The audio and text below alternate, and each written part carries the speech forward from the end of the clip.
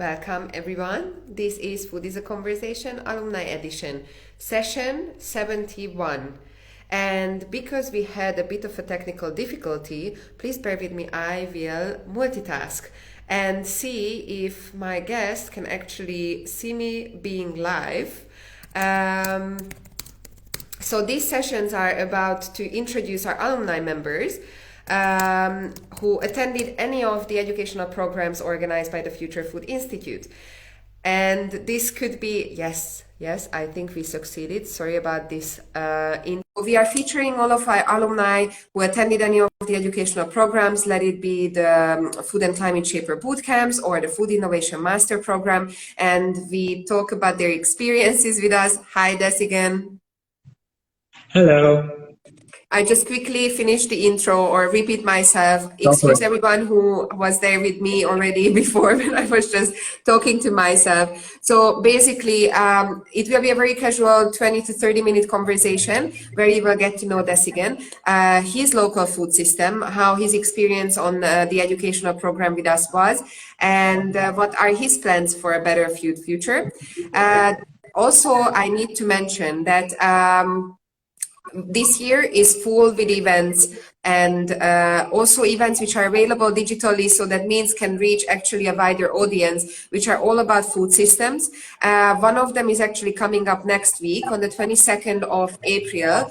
We have Earth Day, and second time this year we will organize a 24-hour marathon going through the entire world virtually, dialing into different food and climate shapers, desk, offices, and environments, and learn how we can design a regenerative food future together.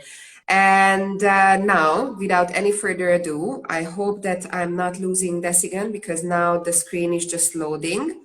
Yes, so while I have you here, please, Desigan, introduce yourself and tell the audience how did you end up on the Digital Bootcamp last winter?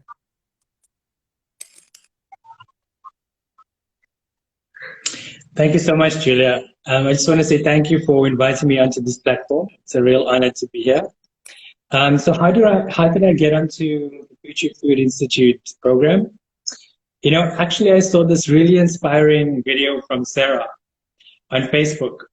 And it was so much of energy, and the way she spoke about the initiative itself, the things that you guys were doing, it really pulled me to click on it. And then I just applied for the program and crossed my fingers and hoped that I would be accepted. And so that's how I came. Exactly. And this happened, and you were not only participating on the bootcamp, but you were also providing the personal resilience tool sessions, and you did that for the next batch, which was we just graduated now, but I'm very grateful for, because I think it's very important, maybe more than ever, that we pay attention on our minds and also the mental health in such a crazy time Absolutely. right now. So, but tell us, what were your main learnings and takeaways, and what parts of the bootcamp were the most useful for you while you were attending this 4-week program? So I think there's so many. If I had to nail it down to just a few, one of the critical things for me was the lessons around ecosystem-centric thinking, and really how you could use that to pretty much apply it in every single challenge that you go through. It doesn't have to be a business or a societal issue. You can even use it for personal challenges. Just understanding how you can use your network to solve for a specific issue. And if you think of the great leaders in the world, this is what they were able to do. They were really able to leverage their network and use it to their advantage, or use it to solve for really difficult challenges. That was the one really big thing. The other one was the Iceberg Model, really getting to the root causes, right? So getting to the root causes of why we have these societal issues. Why do we have these environmental issues? And for me, that helped me to really think about a lot more impactful solutions. So I really enjoyed that. The other things were, the opportunities to engage with people that are doing such amazing things in the world, like directly engage with the founders or the organization heads, and to hear from them, their thought processes, their challenges, to learn from them. It was really inspiring. I really enjoyed that too. And then I think the last one would be the network of people that were on the actual cohort itself. Like you had people from all over the world, different languages, different ages, different levels of education, so many different perspectives, and yet all coming together for this common purpose of wanting to make, from a climate perspective, and wanting to have a climate impact, a strong, positive climate impact. So that was really cool. And in fact, the group or the team that you put us into, like we stayed in touch, and we're still in touch today, and we're still taking our initiative and our project forward. So yeah. I'm so happy to hear that some of the hackathon teams are actually pursuing their project, what was basically born during this educational program. And this being said, I would like you to tell the audience what was the challenge, what your team was working on, and what was the solution, what you came up with. And if I'm not mistaken, there are plans with this project, so I would like to hear about that as well. Okay, cool. So the challenge was, how might we strengthen consumers' connection to their climate impact? A big challenge, yeah, quite a challenge that you gave us. And it was really interesting looking at all of the different ways we could solve for this. And when we broke it down, or when we got to the bottom of it, we really realized that if we want to have a really big impact, we need to touch the people that have no connection at the moment. So have no connection to what the climate impact was. And so we had to meet people where they were. And so where are people today? They're on TV, right? They're on Netflix and they're on YouTube. So we decided that our solution would be a reality Netflix series, so video series, that basically incentivizes climate action and makes it and normalizes climate action to the point where you see your neighbor on TV or your neighbor on this reality show, and he's doing something good for the climate. You know, so we really want to normalize this. Yeah, I think that was that really caught our attention, and we thought that there's a lot that we could do with this. And in terms of making an impact, if people were watching more reality shows about doing good, rather than reality shows that are fake reality shows about money and about materialism and all of the stuff that doesn't really add value in the world, then I think we could make this world a better place. Yes. So how far did you get? Did you actually prototype something, or what's the name of the team, by the way, was Food Vision. Food Vision. Exactly. Yeah, so the name of the team is Food Vision, and yeah, there's 4 of us in the team, all different perspectives and different talents and skills. We're busy working on our first prototype at the moment. We're getting mentorship from some amazing people that are in the TV space that have launched a Netflix series and movies in the past, people that have worked in TV as well. So we're very grateful for that mentorship. And what we're very comforted by is that whenever we talk about this to anyone, they really see the potential behind it. So yeah, we're looking to pilot our first series in Cape Town, and we're wanting to target students, university students. So watch this space. There's a lot happening. Yeah, we're pretty excited. Oh my God. So if we talk about timeline, what is the timeline if you have so many concrete plans already? Yeah, it's difficult at the moment, right? With what's happening with COVID, to really nail down to a timeline. And I think we're really dependent on when things open up at the universities and when we can start going in.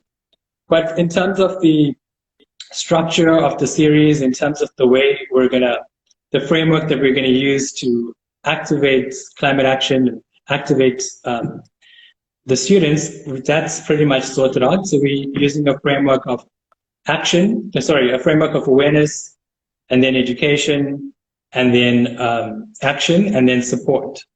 And at the end of the hackathon, really what we do is we take people from 0 all the way to hero, right? So after 3 weeks of spending time with us, we've taken them through this journey of not even knowing what climate action is and why it's important, to where they've prototyped their first idea. So they've been exposed to different solutions, they've prototyped their first idea, and then they pitch to a panel of judges, just like in a reality show. Mm-hmm. And there's all the drama of working in a team, and there's all of the drama of trying to solve for these complex issues, right? And then there's a deadline, and you have to do it in so much, in a limited amount of time. So there's that. And then when they pitch to the judges, the winners get a prize. So there's a real incentive behind it. And there's something in it. Like there's some skin in the game. Very good. So it's kind of like combining, oh my God, I don't remember the English name of the reality show where you can pitch your idea and get investment. Kind of Shark Tank, I think. Like Shark Tank. Yes, yeah, but then also have this competition way, because I assume there will be other teams. So very interesting. I can't wait to see this online. So it's kind of like a combination between Amazing Race and Shark Tank, because there's there's these activities where you need to find information and research. And then there's also this element of you have a business or an idea or a prototype business that you're pitching. So it's a combination of the two, I'd say. Okay, great. So fingers crossed that COVID is not stopping the progress, and very soon we can find the first episode 0 on Netflix or any other channel and follow the vision. Yes.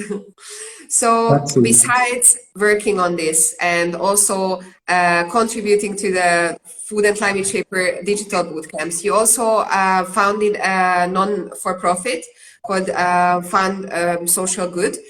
Would you mind telling us a bit about this nonprofit and what are the activities, what you are carrying out, and what are your plans with this organization? Yes, so I love talking about Fund Social Good as well. So it's a nonprofit that was founded by my wife and I, Anavika. And really what we wanted to do was create an organization that existed to build great people who did extraordinary things in Africa. So the focus is very much in Africa, and we invest in initiatives that take care of people, that address issues of violence, that address issues of corruption, gender inequality, gender-based violence, and also environmental action as well. So those are our core focus areas.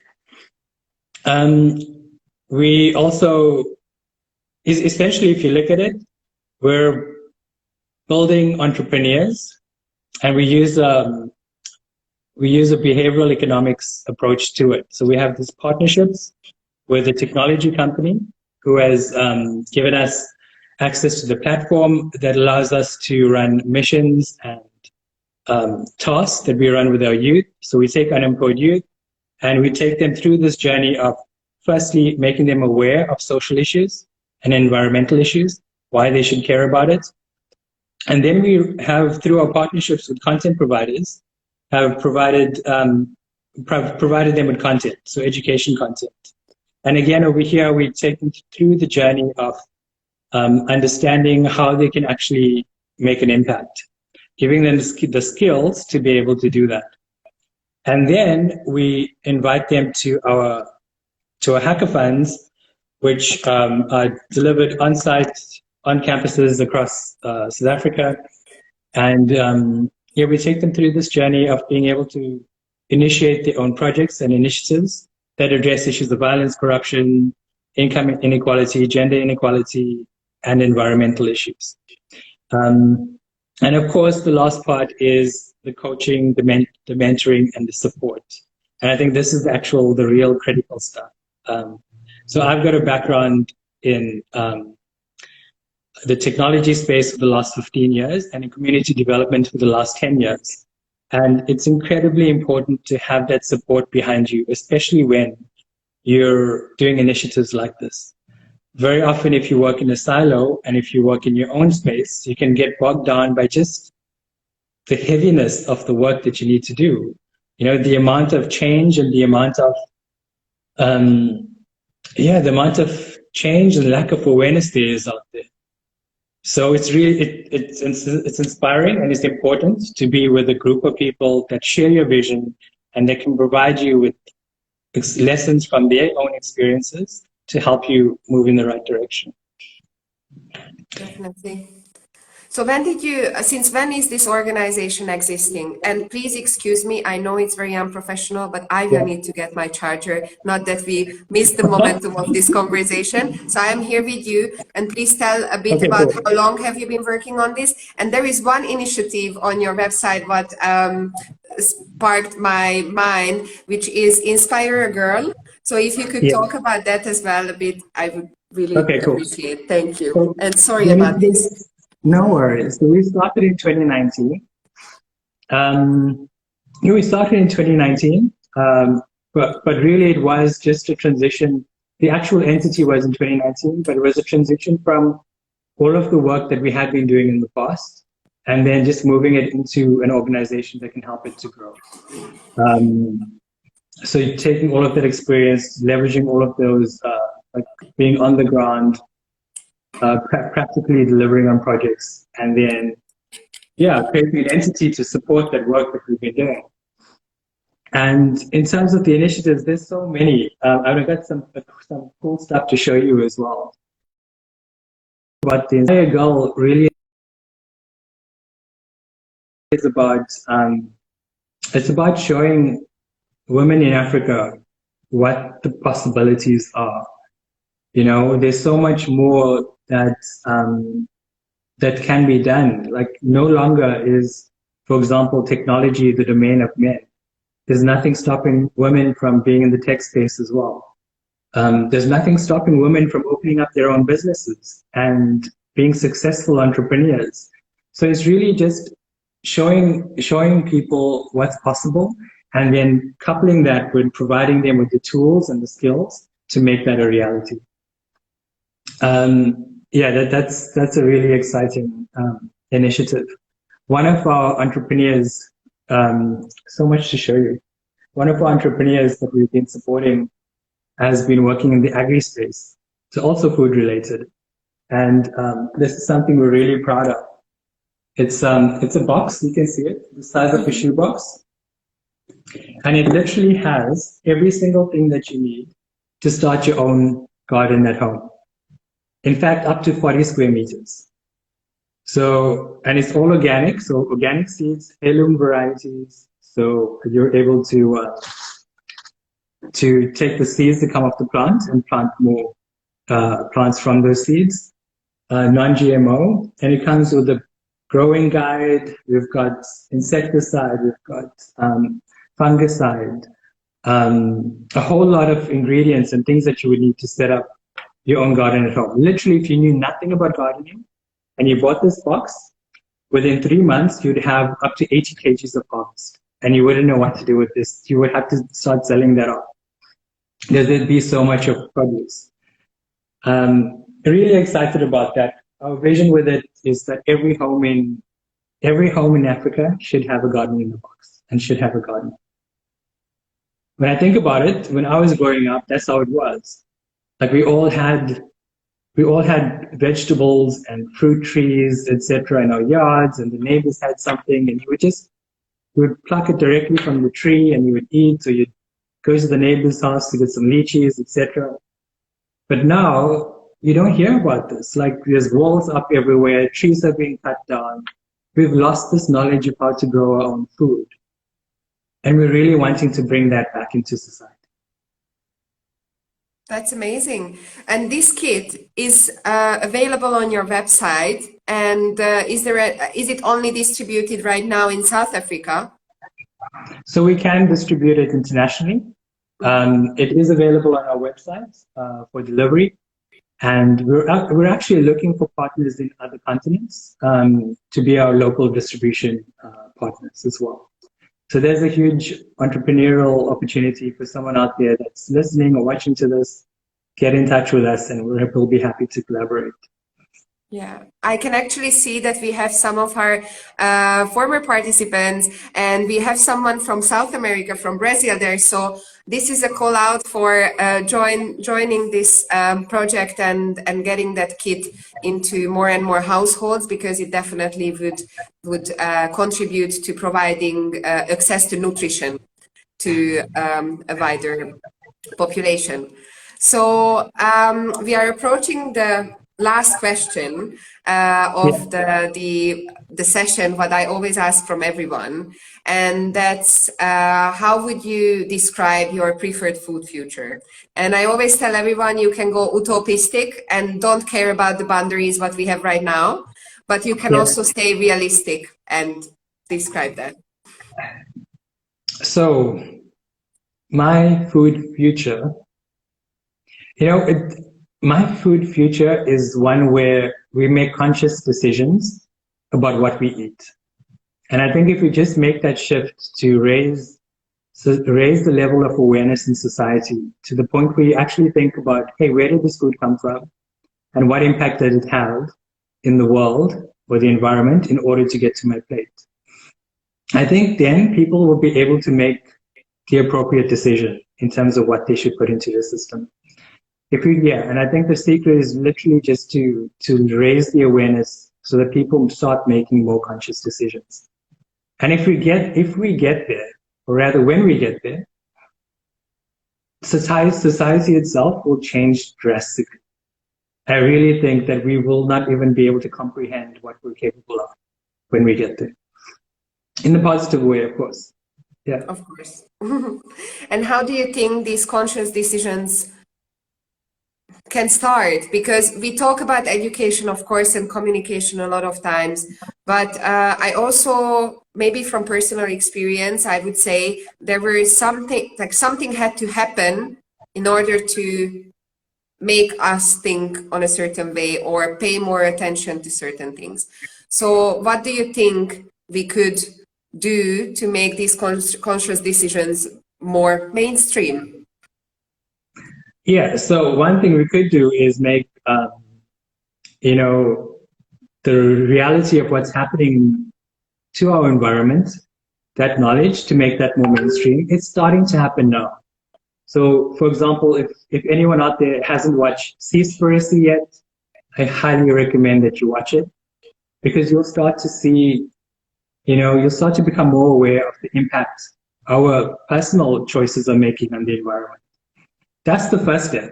And then if you want to learn how you can, increase your awareness or how you can do something about it, get in touch with Fun Social Good. That's what we're there for. We can help make that transition.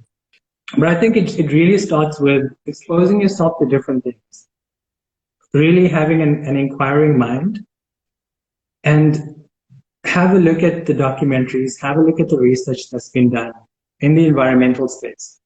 It's really alarming, it's really shocking, but they also provide solutions too. So there is hope behind it. It's not like once you watch it, you feel like hopeless and you get into a point of, depression.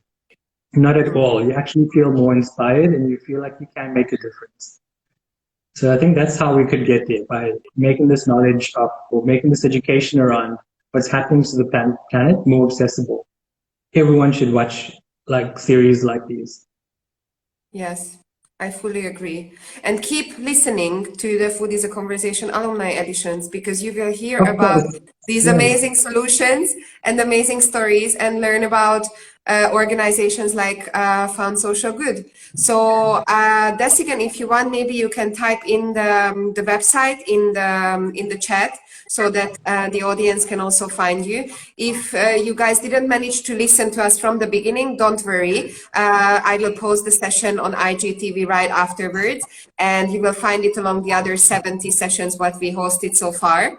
And also check out the website of Found Social Good, because you will find very interesting stories there. You can see the whole portfolio. You will find the box, the garden box. And also, if I'm not mistaken, back in the days when you did the personal resilient tools sessions with us, you have some of the mindfulness exercises also on the website. So I recommend everyone to see the work what Desigan and his wife put together so far. Thank you so much for joining me today, and I will definitely be in touch to hear more about Food Vision and the things where your projects are heading, and hopefully have you speaking on the Food for Earth Day next Thursday. I know it's still on me to send more details about that, but it will come very soon. Thank you, Desigan, and thank you for the audience for being with us today. Thank you so much, Julia. It was such an honor to be here. And always great chatting to you. Yes, thank you. Same to you. Ciao, guys. Bye-bye. Bye.